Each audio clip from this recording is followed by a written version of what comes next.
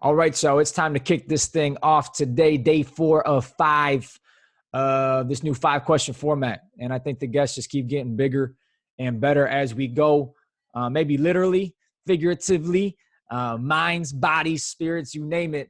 We're getting this thing rocking. Nico Palazetti is no small cat, and neither is our guest today in every sense of the word. So it is my joy, it is my pleasure, most certainly my privilege to welcome Mr. Aaron Babicz to the Coach Cool podcast today. So, Coach, thank you for your time, man. Excited to rock this thing out. And we got some good stuff coming on today. So let's get it. Fired up, man. Let's go. Always Absolutely. A pleasure to be on it. Let's do it. Let's do it. And I introed you at the beginning here, but I kind of want to get it from the horse's mouth real quick. So if you can give everybody an idea of who you are, where you're from, what you got going on, let's set it off like that, and we'll go from there. Absolutely. Athletic director at Detroit Catholic Central High School. This is my 11th year. Even though we're in the middle of a new normal, we continue to innovate, flourish. We continue to dominate. We continue to spend time with our families. And we just want to promote positivity with the kids in a time where that might be pretty tough because there's not a lot of that on TV right now. And they're not experiencing a lot of that in their lives. So we want to make sure that they have a sense of normalcy in their lives, whether it be academically, spiritually, athletically, activity-wise. And that's kind of what we're doing at Catholic Central. My job as the athletic director.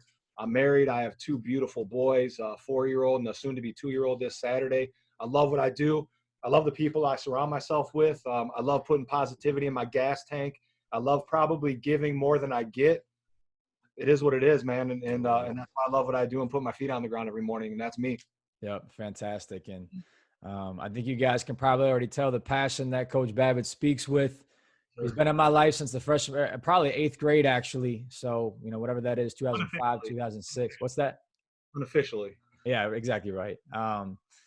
But always been a mainstay. And I can tell you this, the passion, the love, the drive, the effort. I mean, it's always been there and it continues to grow.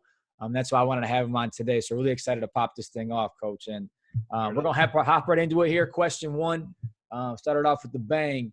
And I'm going to set it off like this. So when you think about the most formative times in your life, Coach, maybe it's an experience, a person that's been in your life, a sports season, whatever, what have you. And I know you've had a lot. But if you can kind of break it down into 1, maybe 2 most formative times of your life, experiences of your life, what have you, where would you kind of go with that answer? I would say one of them is when I experienced probably one of the first major injuries of my athletic career was my senior year at Hillsdale College, partially tore my MCL. I can't remember what grade it was, but they told me first game of the season I was done 8 weeks, hyperventilatingly crying on the sidelines. My dad, who's a pretty tough character, as you know, was down there with me, and he had tears in his eyes too, and basically told his surgeon, like, hey, dude, if you can't tell me how to fix my son's knee, don't touch him. And that's the kind of level that we were on intensity-wise, and you've been around those situations. That made me realize there was really more to what I was doing than just being a scholar athlete. I was able to kind of give back a little bit more in the community because I had to miss a couple weeks, and that made me understand more of who I was as a young man, being 21 years old at the time. So that was really formative for me. I think another time for me is when my parents got remarried my freshman year of high school. They got divorced when I was 5. Okay. Always had a very good relationship. Got remarried my freshman year of high school, and the rest is kind of history. It just kind of showed me that you can always have love for somebody. It doesn't always necessarily have to be when they're around, and maybe absence makes the heart grow fonder. And I've always been a big proponent of never staying angry at somebody. And I think my parents set that tone for me. And maybe sometimes I am too forgiving to a fault, but that's one of my crosses to bear. And I think those were 2 huge formative moments in my life. I'm with you. Athletically and just personally. Understood. I'm with you. And that makes, I think when you say it like that and you articulate it like that, it makes, it's no secret as to why you tick the way that you do now. That makes a lot of sense in my mind because I never heard you share that stuff before. One thing I'm really, kind of high on is failure. And I think sometimes you can be purposeful in putting that in your life, whether that's by challenge, and sometimes that's by circumstance when things you really can't control are put into your life. And you can either go right or you can go left, right? You see what you got in front of you and you can address it as such. That is your decision to kind of attack it how you see fit in the best light possible, maybe not so much, what have you. So let's take it back to that knee injury real quick. Obviously, it happens, not something that you could control, unforeseen event. It is what it is. I know it's a decently long time ago, but if you can kind of take it back a little bit to your mentality, and that wasn't a jab at your age, by the way. It was not, I swear. But take it back a little bit, because again, I've seen people go the right direction, the wrong direction when stuff like that pops off in their life. So for you, I would very much anticipate what your answer is going to be, but kind of take us back to that. How did you decide to approach it as such? And then how did you move forward accordingly? I was pretty lucky to have good mentors around me, starting from my high school coach, Tom Mack, which, as a mentor of yours, just put that mindset of what the mind can conceive, the body can achieve into your head. So I was upset at the time, but after I got hurt, and we were at St. Francis, I think, in Illinois, Right. as soon as it happened, I was on the sideline with an ice pack on my knee, getting after my teammates, because I was a captain, and I didn't want to let them see that I was hurting inside, and that my knee was hurting. Because I knew that might take their level of intensity down. And I'm a big proponent of that. I can't let people know that I'm hurting, even though I might be, because I have to be the rock for them. I can hurt on my own time. I have other people I can lean on for that, but I got to be the rock for people that look to me as a leader. And that's the mentality I went into the injury with. I could have shut down when I felt signs of depression, because I didn't know that my teammates knew I was working behind closed doors and in the dark while they were at practice, even though I was their leader. They were out sweating and bleeding and everything else. And I was in the training room stretching and stuff like that, trying to strengthen everything, dying to be out there with them. So I could have gone one of two ways, but when you have that mentality that you just won't be denied, won't be defeated, regardless of what it is in life, I think that says a lot about the person you are, and you're able to persevere. 100%. 100%. And you know what? I think you brought up another phenomenal point, and I feel you to a sense. I don't think I have as much responsibility yet in my life as obviously you do, being an AD or a father, things of that nature. But I think I kind of relate in terms of whatever I'm going through emotionally, physically, spiritually, what have you. I tend to bottle that stuff up, because to me, I try to keep a bigger perspective, where somebody else out there's probably got a bigger cross to bear, or I need to suck it up. It is what it is. But at the same time, it's important to alleviate some of that and get that off your chest and kind of get that up out of you, to, I think, not suppress it and keep pushing it down, because that's only going to come back up even stronger eventually. But to get that stuff out and do it in a productive way. I'm still trying to navigate that process a little bit, and not to get too deep or crazy with this stuff, but is there some stuff that you are kind of productive in doing so in those things that I'm talking about when it comes to your own stuff? Because you're so good at giving advice and doing these different things, but you got to fill your own cup up too. So how do you kind of go about that a little bit? I'll flat out tell kids, mentors, adults in my life, friends, that I love them. So I fill my cup back up. I fill my cup up. You were on, we talked, we were in that Zoom cast the other night, and that last word I said, I asked everybody what their definition of love was. The first time we've done that, because you've been on every one. First time we've ever asked them, right? So I fill my cup up with love, and I fill it up with gratitude. I love it. Like it's that. I mean, is it that simple? Really? I know, right? I know it. What are we doing? Like all this stuff we get caught up in, and when it all comes down to it, like if you fill your cup up with love and gratitude, like what more is there? You get like stuff we get mad about or frustrated with or upset about, and our feelings hurt, or if someone doesn't approve of what we're like, who cares? I mean, like when it all comes down to it, like it's really that simple. So that's how I'm able to fill my cup back up, and I'm honest with the kids I work with too. I think a big part of it, and you know that as well. You asked me to send you a picture earlier, and I sent you the one of me talking at assembly. The first one I was going to send is that one I have us hugging at the state championship, right? Yeah. I can't be posting that. I look, you know how I look in that thing. So you're crying like a baby, but that's like I said. So another way I'm able to fill my cup up is that I'm brutally honest with kids, and will tell them where I hurt and how I hurt and when I've cried or when I've struggled, and family stuff that has happened to me that's similar to what they're going through as young men in high school. So I put myself on their level so they understand that I'm in the trenches with them, mind, body, and spirit. Yep. I love it. And does that come from relationship building, number one, in terms of being able to find that connection with people? And because I heard this in the podcast the other day, is I think the telltale sign of a leader or a teacher or a man or a woman is giving somebody a hug, but still able to tell them the truth, right? So if they need to get their butt going, you can bring them in and tell them that, or maybe, they do need a hug or slap on the butt, like being real, but at the same time, maintaining that relationship. Is that kind of how you approach that stuff? I mean, we have a good relationship. How many times have I sent you stuff where I thought maybe you needed to step up a little? Straight up. Like, have kept it real 1,000%. Straight So up. it's, as a leader, you have to be comfortable with yourself enough to put yourself out there to say, John, listen, I think you could do this better because I believe in you. And then you see it and you're like, you know what? Okay. But that also makes you understand you can do the same to me. Mm. Right. Mm. And I ask for feedback all the time, like, John, what do you think I can do better? Right. I'm considerably older than you, different place in my life. Like you said, you know, Profound. I might, but we both have the same stuff on our plate. It's just different meals. Yeah. Mm. I love that. Two-way street. Profound. No doubt. So it is what it is. Like, it is what it is. It is what it is. No doubt. Two-way street. Facts. All right, let's keep it moving because I know we could rock all day with that. But here we go again. Best piece of advice. Okay, maybe you read it in a book. Again, maybe it was from a coach. Maybe you taught it. It was self-taught because of an experience. What have you? Best piece of advice in your life so far.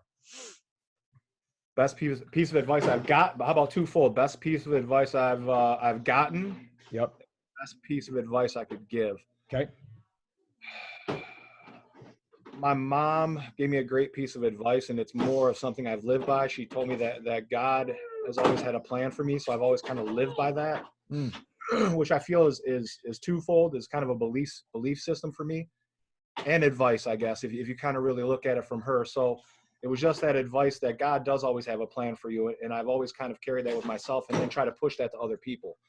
The best advice I could give to somebody is love tough and don't be afraid to put yourself out there. Got you.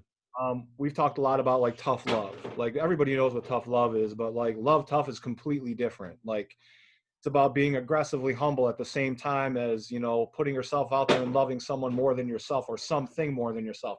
So that's my thing. Like just love tough, like put it out there, give 1,000% of yourself to whatever you're doing. Love your, you know, love your profession with passion. Love your mate with passion, your children, whatever you're doing, your faith, your training regimen, whatever. I mean, whatever you're going to do, jump in with both feet. Because every morning you get up and you get to take a breath, like that's a blessing. Because at some point, we're all going to die. Yep. Like it's all an audition to get where we really want to be. You know what I'm saying? So straight up. Yep. Why not just crush it from the time we wake up to the time we fall asleep?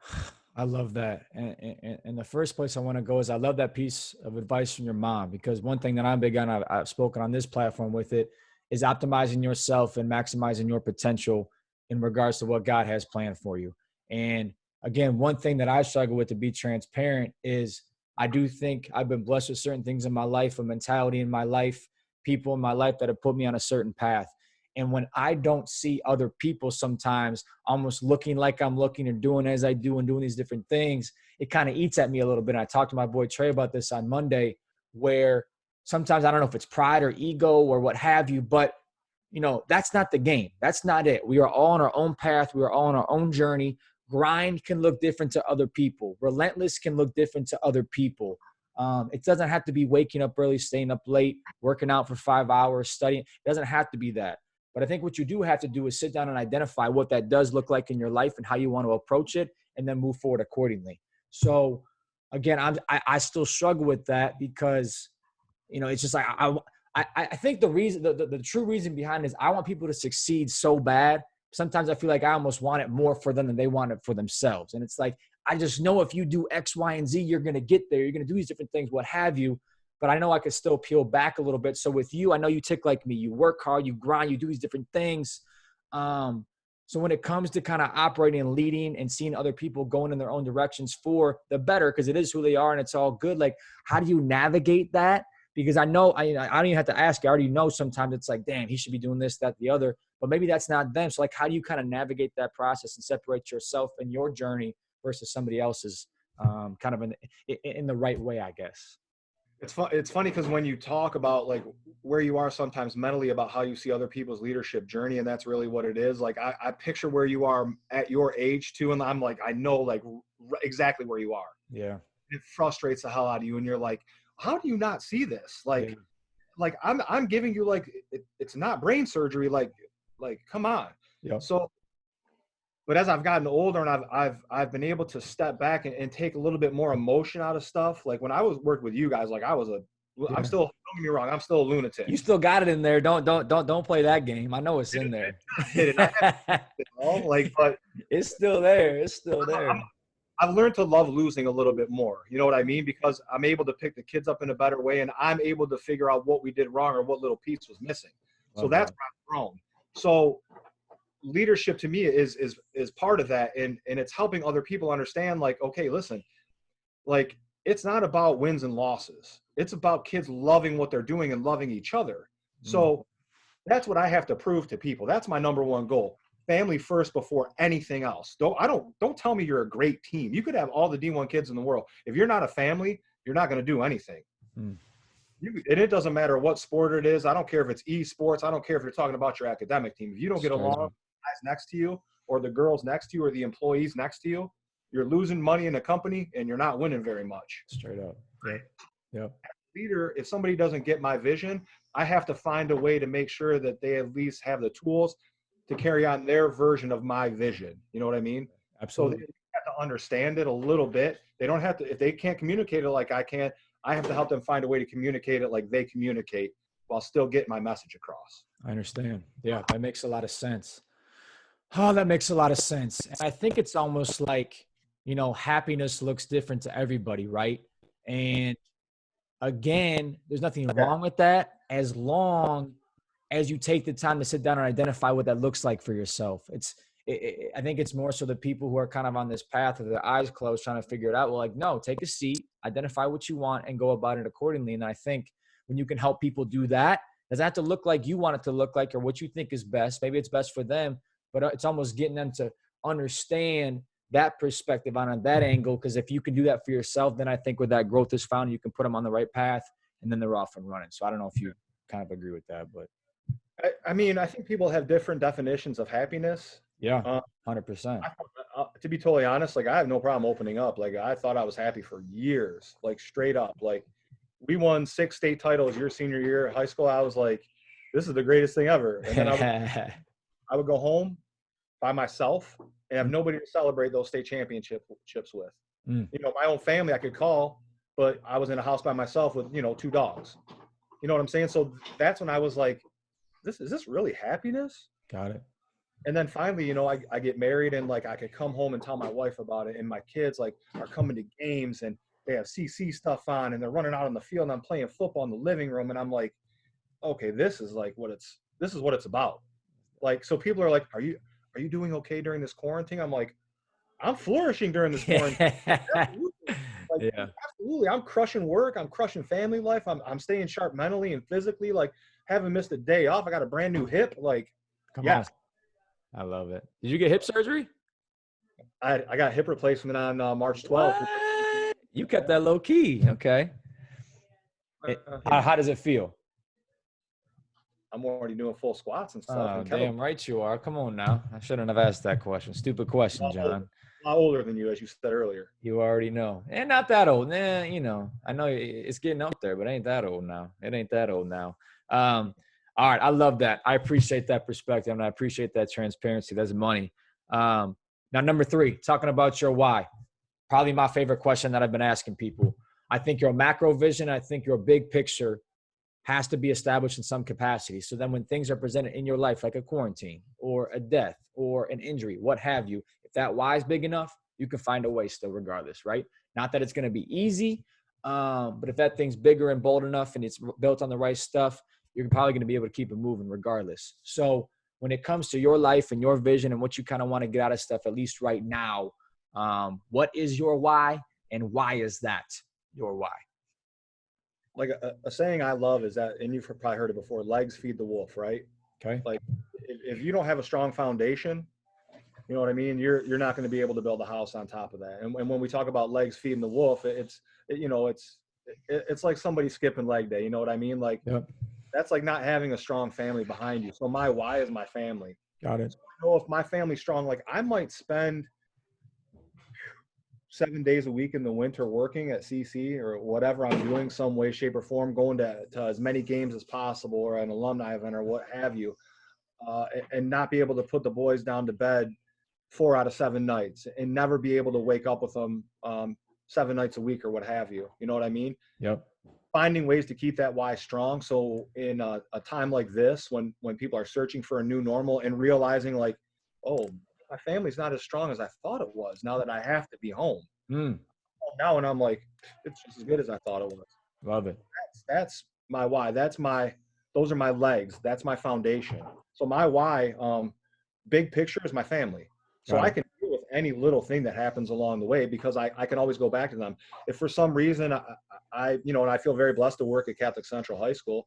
If for some reason I couldn't work there anymore, which would break my heart, I Yeah. know I can go back and lean on my family. Dope. So anything that could happen to me, like I said earlier, um, I'm very I'm afraid of death. Like I don't tell a lot of people that. Even though I know I'm very comfortable with that and my faith and stuff like that. But I think about my family as they grow older and stuff like that. I know, eventually when my mom and dad pass and things like that, I'll be able to lean on my wife and my boys and get through it. So to take it just a little bit deeper, like you and I always do, like if you don't have that foundation or if your why is not that strong, you're really going to struggle in times when you Yep. really need it. I mean, Yep. you better figure out what it is Yep. quickly, Yep. at least one of them. Yep. Whether it's like you said, whether it's your macro, micro, whatever it might be. Yep. Yep. Because to me, and I love, so everybody, Coach Babicz is doing these Zoom casts with the CC athletic department right now. He's opened it up to the masses, but he had Nick Kristock on this previous Monday, and the first thing that he said hit me, it punched me in the face, and I thought it was phenomenal. And what he said was it was only going to take one pandemic or one situation like we're in right now to expose the faulty foundations that the majority of people build their lives on, right? And I'm not saying I have it all figured out. Coach Babicz sure as hell don't either. But I think it's unfortunate that it takes something like this to make us recognize that. But the reality is that it's here and it's now, and it is our reality right now. So if you are shaky, if you are faulty, I'm not going to say good, but almost good in a way, because now it's giving you opportunity to reestablish that or rebuild that or build upon it, whatever, because you have to ask yourself that. And when Nick said that, I mean, figuratively speaking, but it punched me right in the face. And how real is that? Because again, if it's not built on the right stuff, if it's your business or if it's Catholic Central or if it's my, okay, it is what it is. If it's gone, am I going to be okay? I think I will be, but I had to ask myself those same questions. So I think right now, that's why I've been asking everybody on, why is your why what it is? I think you got to bring the heat a little bit with that one, because if not, you got to check yourself a little bit. So I just got revved up there for a second, but Good. I You're mean, fired up today already. You're fired up today already. I'm already fired up. I was texting Coach this morning at like 3 a.m. So he's already he already knows what I was on today. So it is what it is. No, I appreciate that transparency. Again, that's big time, Coach. Now, question 4. Okay, we're talking about Aaron Babicz. It could be today. It could be in 40 years. It could be in 100 years. What have you? If there's one word, one expression, one idea in mind that you want people to associate you with forever. It could be a noun, an adjective, a phrase, what have you. What do you want people to associate with you when they think of you and what you stand for? Loving. One word. That's it. Straight up. That's it. That's it. I mean, Why? I think it's like I said earlier, I really think it's that simple. I mean, like I know there's plenty of people that don't like me and I don't care. Like I'm going to love them anyway. Yeah.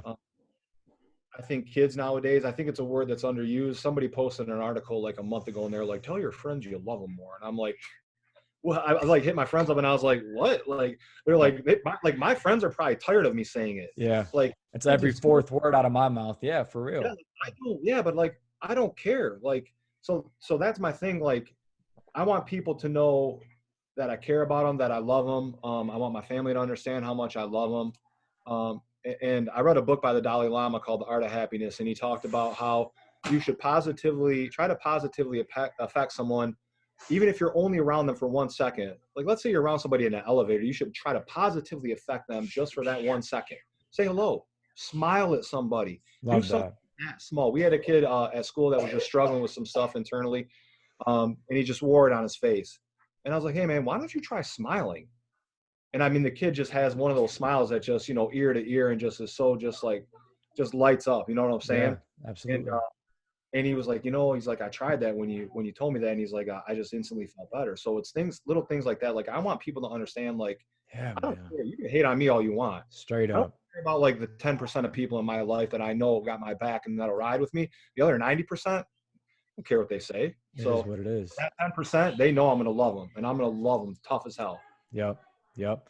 And I think that mentality and that perspective just goes back to understanding who you are and what your foundation is. Because if you're trying to appease the masses, that's just not going to happen. And that's when I think you get a little anxious, you get a little worried, all these different things. So I think that just reaffirms what we had just talked about 5 minutes ago. But, you know, the theme that I keep identifying with you right now is simplification. You're talking about loving and gratitude, these different things. And it might be an oversimplification, but I think it's real. And I think it's practical and it's very much doable because people like you and me, I think, try to do that every single day. So when it comes to identifying things in a symptomatic, I don't know if that's a word, but I just made it one, a symptomatic matter. Have you always ticked like that, or did that kind of formulate over time? Like, did something happen where it was like, okay, I'm just going to try to simplify this stuff and make it happen in this way? Like, why do you think you operate up top like you do in terms of simplifying that stuff? I think I've been lucky to be around a lot of different people and running a lot of different circles, probably like you have too. Yeah. So I've been able to simplify the way that I feel so that any type of person can understand it. And I think that I don't want to say like I'm a great leader. I know I inspire people just because I get fired up and like I like people are like, you're a great athletic director. I'm like, I'm pretty good at what I do, yes, but I know I give fire speeches. Like I know I'm really good at that. Yeah. But to oversimplify things, like I could throw a bunch of big words out and like stuff like that and make it sound like, you know, I'm smart and stuff. Like, you know, I went to a very strong academic college, one of the best colleges in the country, if not the world. A very small college, Hillsdale College. Very high grade point average there, you know. But what is the point of that? So my message needs to be something that a 4-year-old, a 2-year-old can understand, all the way up to somebody's grandparent that comes in and doesn't understand why we cut their grandson from freshman basketball, which I deal with. Yep. Or when a grandparent yells at me after a game. Yep. Like they need to feel who I am and how simple, really, of a person I am, as intense as I am. Like you're gonna what you see is what you get. So when I'm that real with somebody, whether, you know, they're, like I said, 85 to 8, I mean, it really is that simple. Yep. So I totally get it. And I completely relate with that because, you know, I was in North Carolina for a couple of years to people listening, and I was coaching at a facility where I was quite literally coaching 5-year-olds 1 hour, and the next hour was a 7-year-old cat in the building. And at first it rubbed me the wrong way because I wanted to coach these elite athletes and do these different things and whatnot. But I might be oversimplifying here, but it's easier to coach the elite cats in a way because naturally they already kind of know what they're doing. It is what it is. You can give bits and pieces. It's all good. But to me, whether it is communicating or leading or coaching or teaching, what have you, if you can teach it to a 5-year-old, you win every single time. Because if that 5-year-old can take to it, he can kind of understand it. Then I go and work with that elite athlete or that 50-year-old or whatever. You win. You win. Or maybe it's a novice cat that's 60 years old, never lifted in his life, but you can get him to make fine improvements, some whatever. You are a phenomenal coach. That's the game. And if you can do that, you win. You win. So if you can communicate effectively, that's the game. All the tangible stuff can come with it. It is what it is. Yes. Do you feel like you can do that? What's that? Communicate that to a 5-year-old. Absolutely. And you're going to be a great father. Yeah. Because once I realized I could do that to any age level, having kids was the same thing. Like teaching a 5-year-old not to quit in a game that you're trying to teach them in a practice. You know what I'm saying? The smallest thing. Teaching my 4-year-old right now not to quit when we're playing like some stupid game of catch or, you know, trying to color inside the lines of his favorite dinosaur. Same. Like I said, bro, when you talk about simplicity or the word that you made, I think that really is a word though. It really is. Like when you step away from it and take emotion out, it really is that simple. Yep. I love that. I love it. Yeah. So you want to be a better coach? Go hang around some 5-year-olds, I guess. That's why it's like, but straight up, like my mom's coaching kindergarten kids right now, and she's teaching me how she's connecting, and like I take to that. Like that's just real. It matters. Like it's so cool. Well, my fiance's aunt teaches first grade. Same thing. I'm always asking, like, how do you teach math? How do you do this? It's not about teaching math. It's how do you communicate it to these kids so they can take to it, and like you can apply that to anything then, because if they can get it, anybody else can get it. So it's like I don't know. I love that stuff. I'm watching YouTube videos, whatever, nerding out over here. But again, that's the game to me. And if you can do that and take to it, then you win. You win every time. You win. You win. Um, perfect. Now, last question, Coach. I want this to kind of apply to what we got going on right now. This is kind of why I'm doing what I'm doing with these questions and having you guys on. And it kind of pertains to this quarantine, this pandemic, coronavirus thing that we got going on. I want you to float your own boat real quick because I know you're doing it and you're doing these things effectively. You're kind of progressing forward in the right direction, no matter your circumstances. You're doing it right now. So what's one thing that you're kind of proud of yourself for that, you know, with this whole situation going on, you kind of sat down, you assessed yourself. What can I do right now to keep myself going in the right direction? What is one tactic or habit or thing that you have established that has kind of pushed people, yourself, or continued to help them in the right direction? And if you have any advice for people outside of this conversation that can maybe take to that and try to apply that in their own life, what would that look like too? Take chances. Like, Thursday the 12th, I go in for my surgery at noon. We were still playing hockey, but with no fans, and we were still doing swim and dive that weekend. Okay. But with no fans. 2 state championships we were competing for. Okay. We had very good chances at both of them. I wake up from my hip surgery and everything is shut down. The world like changed from the time I was out to the time I woke up. New hip, new world. I'm like, okay, so honestly, like, I don't know if it was the pain medication that they gave me, what they knocked me out with, but everything flowed so easily when I heard stuff was shutting down and schools were shutting down, because we had already met as an administration and talked about what we were going to do in terms of our e-curriculum. So we were ahead of the curve. We had shut school down that Thursday when I had my hip surgery already. We had school scheduled, but shut it down because we saw what was happening in other states, in other areas. So we were a little bit ahead of the curve.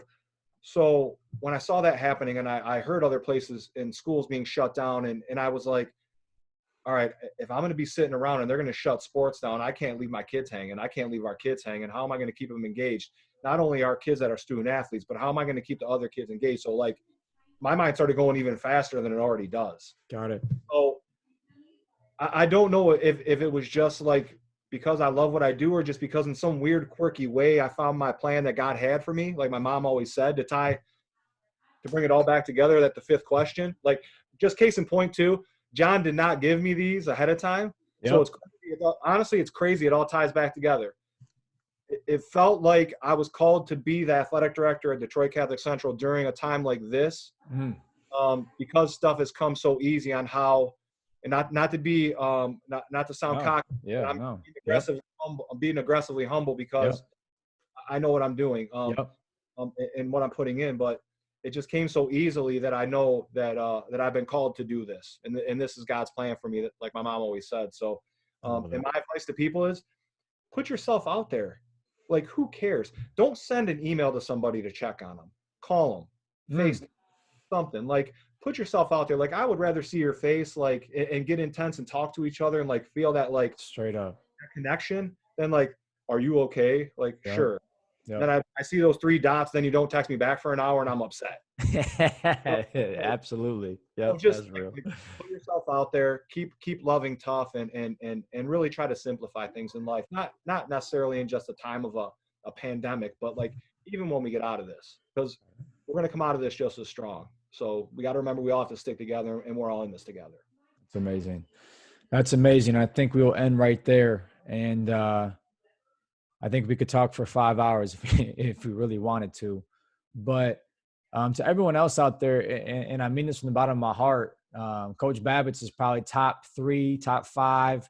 I can't give you top 1, but I'll give you top 3 or top 5 in terms of most influential people. I know most certainly not in my life, in the lives of, I'm gonna call it thousands. And he's well on his way to probably making that million. So I think the stuff that you heard today, it's no secret why the success he is finding him, and that he will continue to find that, not just personally, but CC and family and whatnot.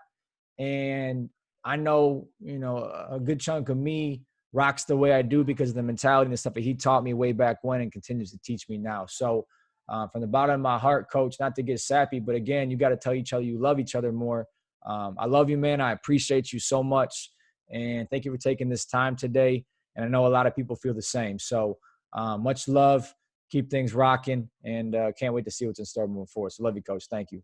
My dude, man, I love you. I appreciate it. I learned just as much from you, bro. So we just got to keep being positive and spreading as much as we can. Two-way street, theme of the day, two-way street, always. You can always learn from others, no question about it. So with that, I'm going to leave you guys. Happy Thursday to everybody else out there. Let's put it like this. Do something positive, not only for yourself, but for somebody else out there too. It always, to me, has to start with you first and foremost, because if you're not right, then you're going to kind of send that to other people as well. So get yourself right today, first and foremost, and then put that on other people too. So let's go with that today as our parting words. But appreciate you guys. Been a phenomenal week. Got a fantastic guest in Blair White tomorrow, one of my idols growing up. So looking forward to that conversation, and we'll keep this ball rolling. Okay. So Coach, appreciate you. Everyone else, appreciate you guys, and have a great night. Coach Cool.